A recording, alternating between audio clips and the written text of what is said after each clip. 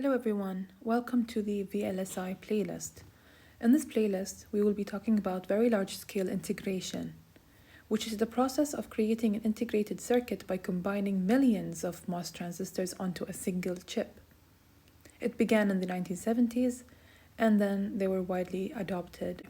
And the objective of this playlist is to help you develop in-depth analytical thinking and design for the design capabilities of CMOS circuits. The development of very large scale integrated circuits and chips require a interdisciplinary team of architects, logic designers, circuit and layout designers, packaging engineers, test engineers, and process and device engineers. Also, it's very essential the computer aids that are used for design, automation, and optimization. As we've mentioned, very large-scale integration is the process of creating a chip, a large integrated chip with millions of MOS transistors. So it's not only important the individual MOS transistors and how they affect the functionality of the chip, but the interconnect issues that rise by connecting these transistors together.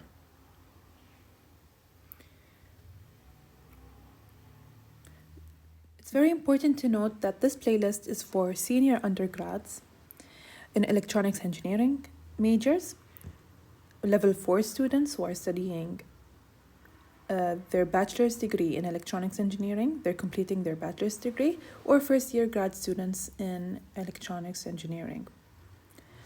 Okay, so this playlist will tackle these topics, and as we notice, they increase with complexity as we start from the top of the pyramid and go down to the bottom of the pyramid. The topics that we will be talking about will increase in complexity, and the amount of information that we will need to understand will increase for each topic as we go further down the pyramid. This playlist will begin with a review of fabrication-related issues, the device physics, where we will review the fundamental knowledge needed to understand the various topics that we will discuss in this playlist. Then, following this review of device fundamentals, the device electronics, like the MOSFETs, the emphasis will shift from a single device to two transistor circuits, inverters, and then we're going to generalize combinational logic circuits using these inverters, because we will find out that we can reduce actually combinational logic circuits into inverters. Then we will look at the system-related issues like reliability, manufacturability, and testability. Before we start with the playlist, we should understand what happens in a design cycle. First of all, we have the system requirements. The manufacturer will put some system requirements that should be satisfied in the design of the CMOS very large scale integrated circuit. The next step, after defining the system requirements, we must go to the next step of architecture definition and logic design. After defining the architecture, we go through the actual very large scale integration, design, and layout. We verify this design to see whether or not they achieve the system requirements defined at the beginning.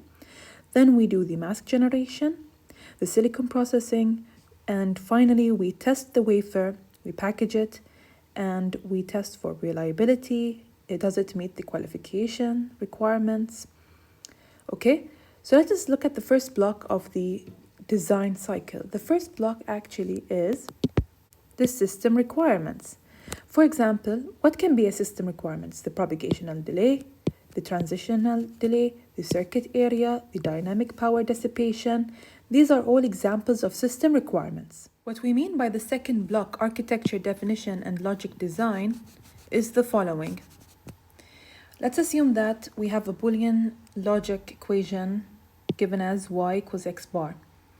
So this means a NOT gate, right? So we have to translate this into a CMOS circuit. So that's what happens in this block usually. And this is how it looks like as a CMOS inverter. Okay, we have a PMOS here, transistor, and we have an NMOS right here, and they share the input together. If we have a logic 1, we'll have a logic 0, and if we have a logic 0, we'll have a logic 1 at the output.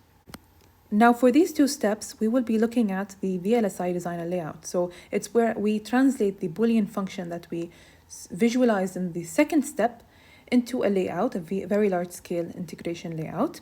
And we test this layout. We test for the propagation and delay, we test for the circuit area, the power dissipation loss. And we keep repeating this process over and over again until we meet the system requirements defined in the first step, okay?